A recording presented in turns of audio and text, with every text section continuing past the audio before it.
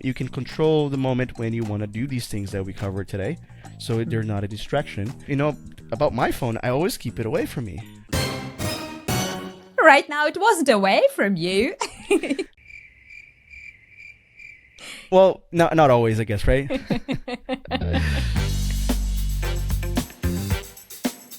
I'm joined in the global studio today by the one and only 𝗥𝗍𝗟, our resident lesson wizard. Oh, wow. Lesson wizard. I like that. So if you guys watch this lesson until the end, you'll learn how to defeat procrastination. I'm talking about when you plan to practice your English every day, but when it's time to take action, you procrastinate. You get distracted and you do everything else instead of learning. So to help you overcome that, we're going to give you 3 solutions in this lesson. First, do what needs to be done first thing in the morning. Second, always start small. And third, create a sense of urgency, a real sense of urgency. And we're also going to give you a bonus tip at the end, a 4th solution there. So 𝗥𝗍𝗟, let's get started with our first solution here. That is, do what needs to be done first thing in the morning. You know, if you're having this issue of putting things off too much, you know, like the things that I really want to do it first thing in the morning. So you don't have any option. Like, it's quite binary, yes or no. Did you do it first thing? No, so you failed. It's quite simple, right? Yeah, and that's the magic of the morning.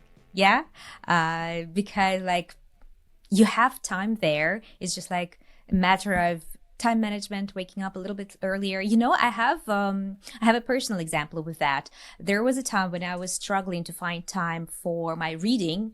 Like by the end of the day, I was really drained. It was like no energy left. It was too late for anything. And like, you know, I could only think about like just, you know, hitting the pillow and sleeping. But I was really sad about this thing that I couldn't find time to read. That's exactly what I did. I just like, you know, I was still in bed. So actually it's still resting mode. But I would grab a book. That's why I always had it at hand, you know, on my bed table, and I would read in the morning. So those first 20-30 minutes in the morning. And that works. It totally works. It's such a simple tactic. By the way, Easy, today we're talking all about procrastination, and not many students may know this word, but the phrasal verb to put off is another one that will be very useful to learn, right? It's related to procrastination. Could you define that? It's basically a synonym. It means the same thing. If you're procrastinating, you're putting that activity off. You're delaying it, right? By the way, I decided to look up the word procrastination, the etymology of it. So it comes from Latin, and it basically means the same thing, putting things off for tomorrow, like literally. Very interesting. Yeah, and I would say you are also an etymology wizard because you're really into it and you know a lot about that. So that is really nice. It's a really interesting way to make words stick with you so you can remember them like forever if you do that, if you understand where it comes from. So anyway, I said this is a very nice tactic. A tactic is like an action or a strategy to accomplish something. You know, you plan it. So it's like a tactic. And the example you gave is really great for English learners too. I think if you want to practice your English, reading is amazing. It gives you a lot of new vocabulary. It inspires you with new ideas if what you're reading is practical, is useful for you. But it could also be like a novel. Not necessarily reading, like, you know, if you don't have enough time in the morning, like let's say your work starts really early or you are not a morning person. So choose something that requires only 10 minutes a day, like reviewing flashcards. Let's say reviewing vocabulary. Yeah, only takes 10 minutes. With these lessons, right? Because we do have chapters with these lessons. So it's not like it's going to take you 30, 40 minutes with these full lessons, right? All you guys listening and watching, you can go to our app and consume our lessons there in little chapters and then practice the vocabulary that we're using here, like tactics or to put off or wizard, as I said, like a lesson wizard. And all of these words are going to stick with you. You're going to learn them forever. So practicing 10 minutes a day, first thing in the morning. Simple as that, right? In fact, we're going to leave the link in the description for all of you guys to access this lesson over there. Or you can simply search for RealLife English on your favorite app store, but the link will take you straight to this lesson on our app. So what else? I think you could also maybe listen to a song, right? Just a simple song, just one song, and then read the lyrics in English. If you're not into music, who's not into music, right? But if you're not into music, I guess you could watch a part of an episode of a TV series. And this is what I wanted to say. Like the next action for you guys with this tip of doing what needs to be done first thing in the morning is pick your activity. I highly recommend you guys to do something related to media, like music or movies, TV series, books, or podcasts like this one. So pick whatever you want to do. And in the morning, it's going to be already selected. You just need to do it, right? So you'll be practicing that old saying. Well, I guess not so old. This is from a very nice book that Ethan introduced to me called Hyperfocus. You'll be practicing intention before attention. Oh, what a beautiful phrase. So know what you want to do, your purpose, before you even try to pay attention to it. If you don't know what you want to pay attention to, how are you going to do that, right? Exactly. So intention, like be aware of what your intention is, and then you can practice attention. And if you're struggling to do that, even if you're struggling to execute, then we can talk about the second solution. That is, always start small. Yeah. That's a nice one. I think I've heard about it a lot, even from our students, from our community. Here, I really wanted to read a message that I received just today from one of our members in the Fluency Circle community. This is Marco from Italy, who's currently living in Australia. And he wrote me when I asked this question in our community, what do you think about procrastination? How do you fight procrastination in your life? And he says that 2 approaches for tasks are getting an easy win, right? What we just covered, something really easy. Start with the easiest thing. Or eating the frog. Do you know this expression, Easy? He actually explains it here. Is it like bite the bullet? It's like bite the bullet. Exactly. Another great phrase. So eating the frog, it's starting with the hardest task. He says, I usually prefer eating the frog first, but for people who tend to procrastinate, getting an easy win can be a good tactic to build momentum. Another great word here, right? So I really loved that he used this idiom, eating the frog or bite the bullet, like you said. It's tackling the harder thing first because you have energy and you have time. And then you have this relief that, oh, now like the hardest part is done. Now I can just live my life and do some easier stuff. Right. So there's a small difference, by the way, between eat the frog and bite the bullet, I think. Maybe like a nuance. Yeah, because when you bite the bullet, that simply means just do it. Like Nike's slogan, right? Just do it. Whether you have motivation or not, just do it. Bite the bullet. Yeah, so one of the reasons why we struggle in our fight with procrastination is because we don't have momentum, right? We are at this state of slowness and inertia, I would even say. If you guys learned physics, inertia is like when you are simply stopped and you're not moving, so it's harder to move because of inertia. That's one of the laws of mechanics, I believe, in physics, right? So that applies to habits, right? To overcoming it. So it feels hard because it is hard.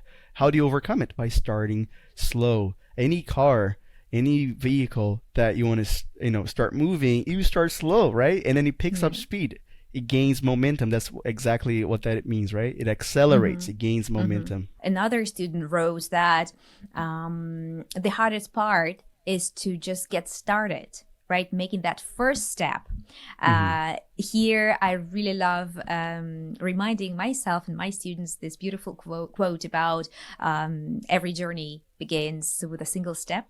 We just have to make this first step. Yeah, and this is when it's small, when you break down a hard project or a difficult project into bite-sized pieces, like it gets easier. And it's easier also. Something we covered in our previous lesson that I did with Ethan about habit building, we learned that once you start doing something, even if it's just for 5 minutes every day, it's going to affect positively your sense of identity, who you think you are. So you're going to start to feel like, I'm the kind of person who reads in English every day.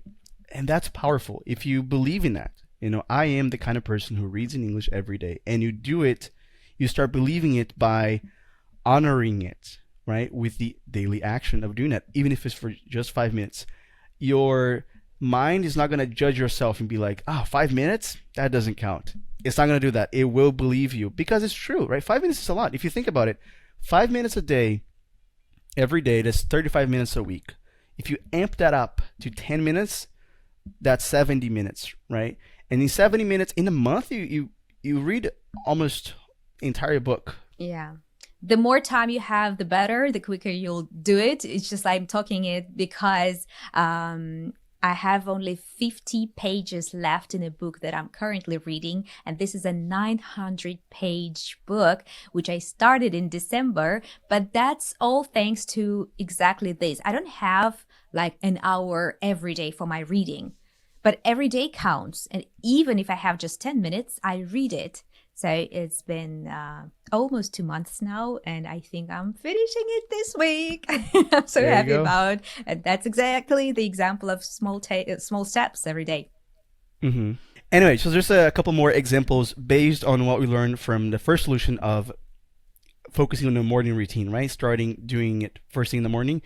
Mm-hmm. If you're listening to a song and you think that listening and activating your English with this song takes too long, because, by the way, activating is super important, right? If you're just passively listening, that's good, right? You have some immersion in English every day.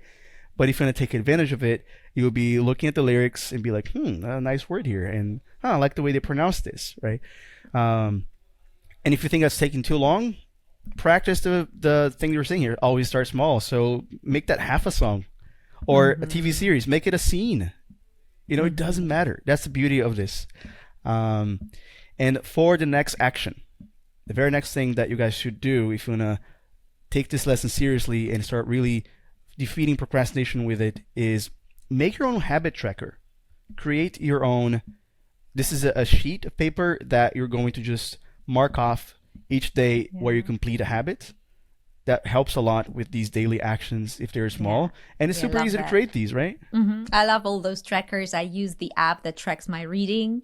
It's so satisfying to go there at the end of the month and see that every day is marked with a book cover. Like you see that you read it every day. Love that thing. So motivational, and it like really, really helps. You don't want to skip a day. That's why so many apps have streaks. Yeah, you don't want to skip a day. Like the RealLife app again, Exactly. right? We also give you the chance to set up notifications so you can remind yourselves if you're going to practice with our lessons. Oh, and by the way, there is a really nice quote that I love, which is standardize before you optimize, which has everything to do with this. This is from favorite author, James Clear. I always talk about him. We just Atomic Habits. His book, with his previous lesson. I talk about it all the time, but I need to just start talking about something else. But really, I'm doing this because this is this lesson that we're doing today is a nice follow-up to the one that I did with Ethan, because it's great to have a plan, but what if you're procrastinating? Then you need to address that. But what does it mean? Can you explain, like in human language, what does it mean? Standardize before optimize? Like a robot kind of thing. No, I mean, it's like difficult to understand what it means. Yeah. Standardize is when you make something standard, when you make it regular, right? Make it regular. Make it like a daily habit, for example. We always say this, like make English a daily habit. Make it a part of your life. So standardize before you even try to optimize, to increase it, to make it even more optimal, bigger, more powerful, more efficient, more productive. Don't worry about that. Just optimize first. So I'm sorry, this quote, standardize first. as you said, this comes from Atomic Habits. The funny thing is that our Japanese student from Japan, from our Fluency Circle, shared with us that she learned the word procrastination exactly in that book by James Clear in Atomic Habits. Yeah. We're talking about it, like, again, second time already in 2 lessons, because it's the beginning of the year, right? It's a great moment to really dive into all this knowledge about behavioral psychology so you can make this year different for you guys, right? I think we always set goals, but we don't know how to address the issues when they come up. So it's important to learn that and start changing our lives for real. And the beginning of the year also creates this urgency. I know that's the third step you want to bring now, right? There you go. Yeah, creating a real sense of urgency, and I would even say a sense of responsibility. There's a very nice TED Talk with Tim Urban. We recently showed that as well in another lesson where it's this guy who was sharing his story when he was in college that he had to deliver a paper, like a thesis, and he would always procrastinate, and he'd have like months to work on it, but he'd only actually work on it when he had 3 days left to deliver it. And we always do that, but we end up doing it anyway. So how can we create a real sense of urgency earlier, right? Or in this case, there's nothing really pressuring us to do it, right? Like to learn English. What's going to happen if you don't learn English? Well, maybe nothing serious, but dreams will remain dreams, and the life of your dreams, as I said in the beginning, learn how to use your English as a doorway to the life of your dreams. That's never going to happen. So how can you actually do that? Create a real sense of urgency. And I know you have the perfect example of that yourself, because you're sharing with me your 30-day challenge to learn German. Right, that you were doing. Those 30 days or 7 days challenges are my thing. I always look forward for something like that because it really works for me, and I think it can work for many people when they take this seriously. Why they work for me? Because first of all, again, the thing with streaks, I don't want to skip a day. And then it creates for me kind of a structure. So I have 30 days and I have to do something every single day to mark it as, okay, challenge complete.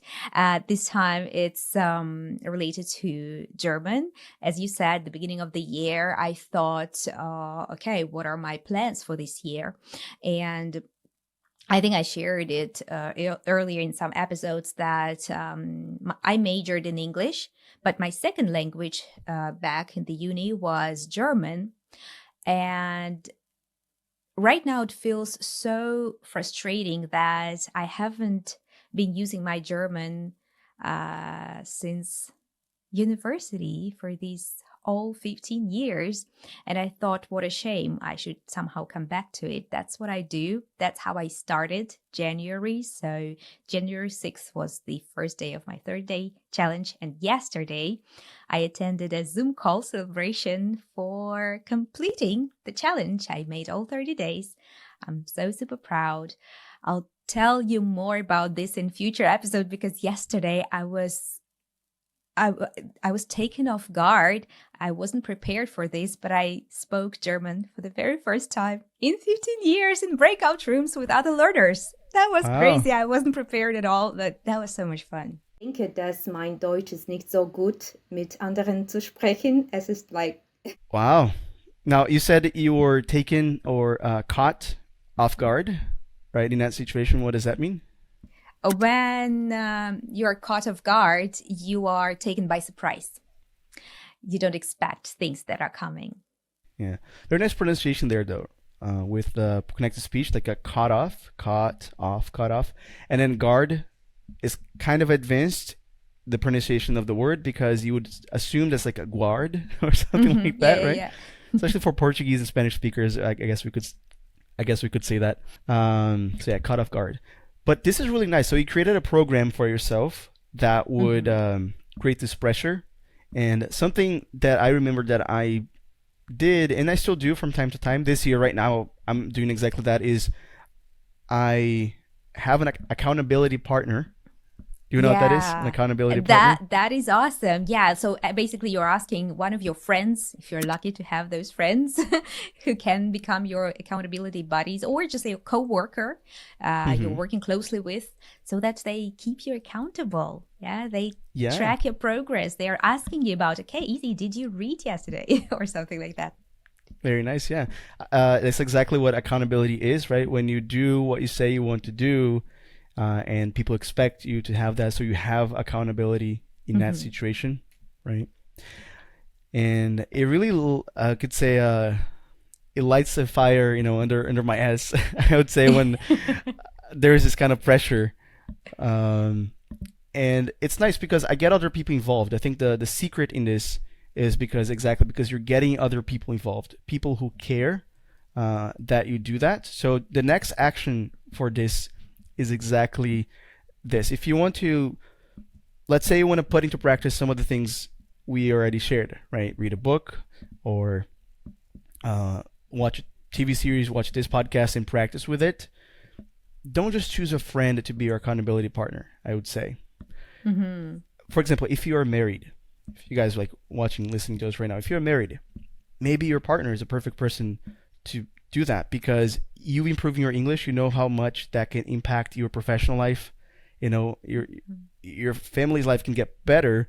So that person will seriously, you know, care and count on you to, hey, like, what's going on? Like, oh, didn't you say you were going to do that? If that's not the case, I say if you live with your parents, the same thing. They know how that can be a great thing for you, and maybe you'll be able to get a job, or if you already have a job, to get a better job, or just to improve your life in general. So choose somebody to be your accountability partner that is not just a friend, but somebody who truly cares and is with you in that journey somehow. I think that is a very nice trick.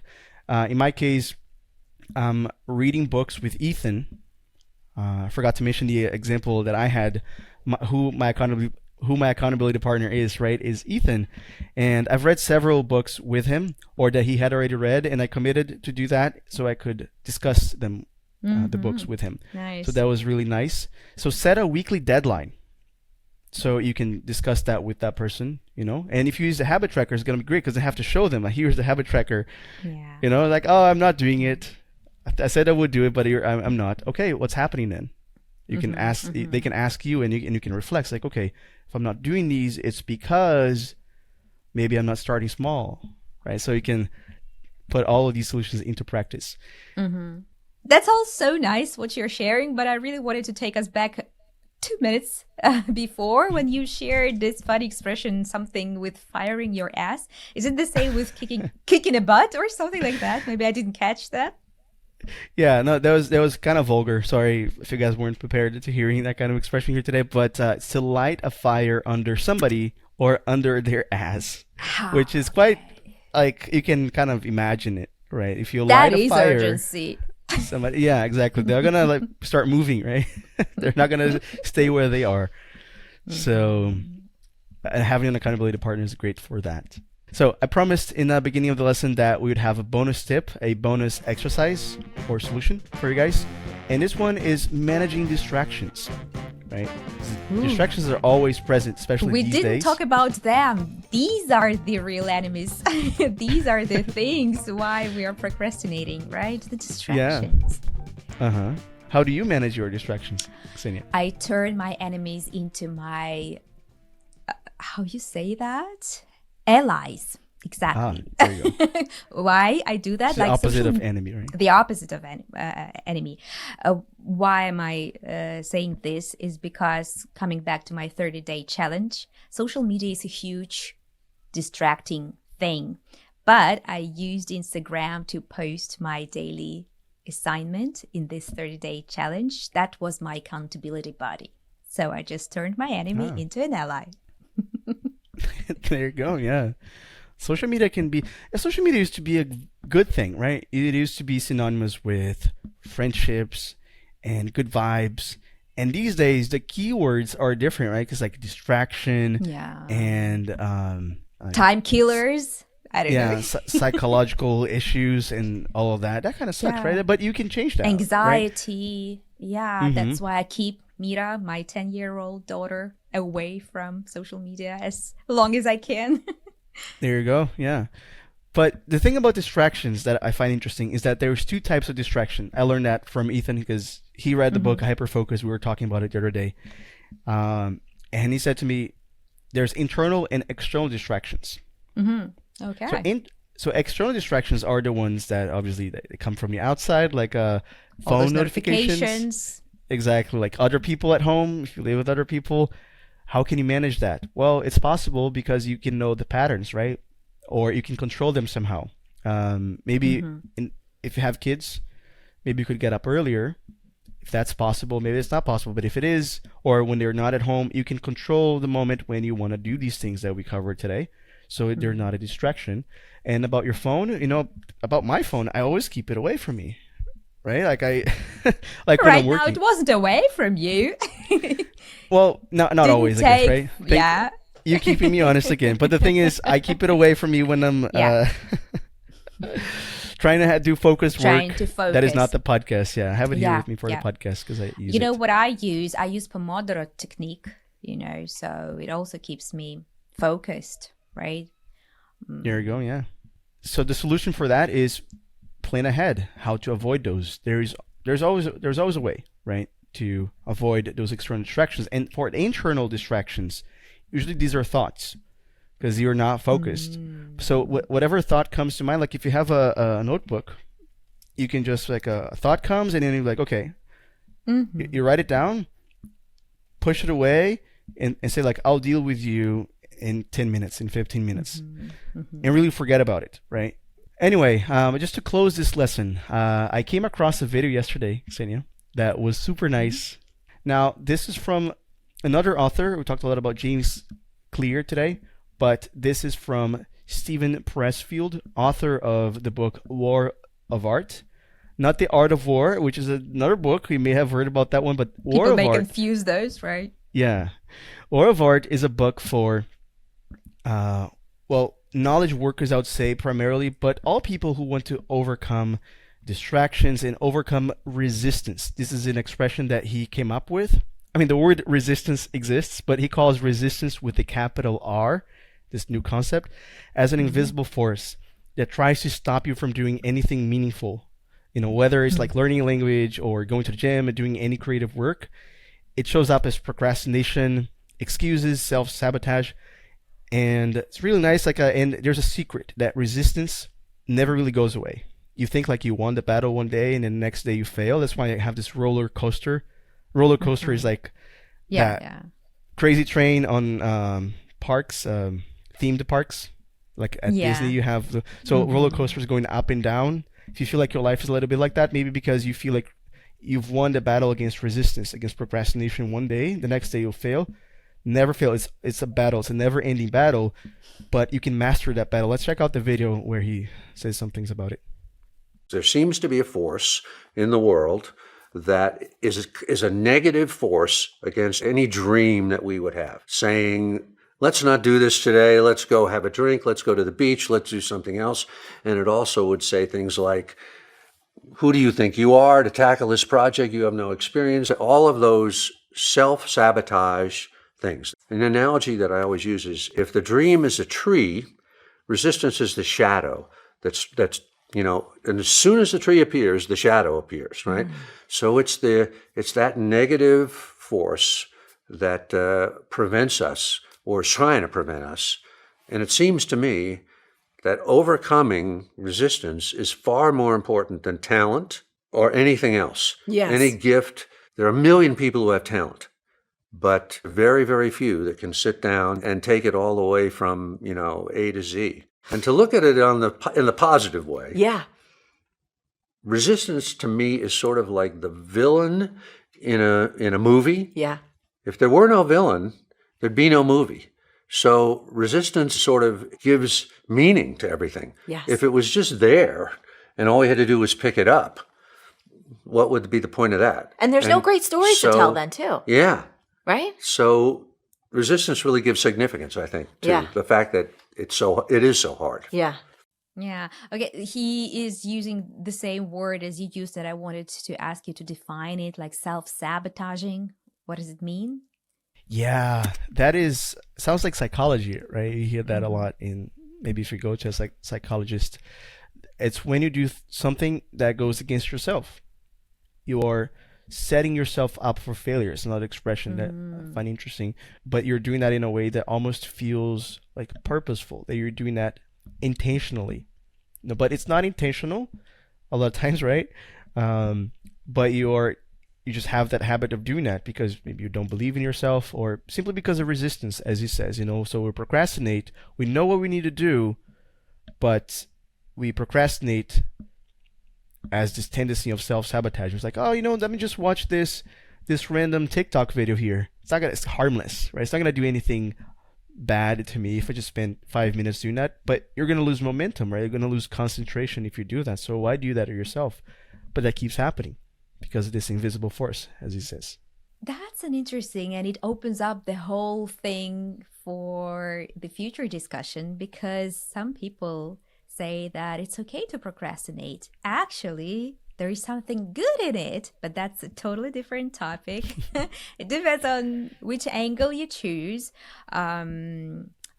Something new I learned recently is about this diffuse thinking. So really, you have to interchange this really high focus with some rest, with diffuse thinking. So you really need to take that rest. It's just like the important thing is not to confuse diffuse thinking, diffuse mode with procrastination. It's a very important point. This is also something that Ethan taught me. Same book that he read, Hyperfocus. It's a very short book. And our producer T, he also read it. I know he's a fan of that. And that is the fact that productivity, people think productivity is like doing many things, several things at the same time maybe. But the thing is, productivity is just doing the thing that you set out to do, that you plan to do. So if you're planning to rest. But do plan to rest. It's important. If you're planning to be on your phone 100% present there, right? When you are distracted and not really accomplishing, not really resting, not feeling rested when we are done resting, it wasn't a productive resting moment. So yeah, sometimes procrastination doesn't need to be procrastination if you are intentionally just relaxing. Very nice lesson, Ksenia. This feels like it's about so much more than English, right? Too, which is important. I think for just focus on English, like grammar and even vocabulary. You love vocabulary. You think it matters a lot. It's the building block of fluency, or like connected speech is also important. But we also need to learn how to manage ourselves, right? There's this aspect of mindset and self-knowledge, self-awareness that is really super, super important. Thank you so much, Izzy, for bringing this wonderful clip for us and for always bringing those recommendations. I think that many students appreciate it when we are not only helping them to learn English, but also bring all those nice content, right? Books and videos, so that they could grow, develop together with improving their English here in this podcast. And yes, guys, if you're enjoying and learning a lot with these lessons, please support us. If you're here on YouTube, you can subscribe to this channel, hit the bell down below, and give this video a like, because it helps YouTube see that you found this lesson valuable, and it makes it easier for other learners like you find this content. And if you're listening to this podcast on Spotify, Apple Podcasts, or any other streaming platform, please follow us there and give us a 5-star review. Again, this goes a long way in helping other students just like you take their English to the next level. And if you haven't yet tried our RealLife English app, what are you waiting for?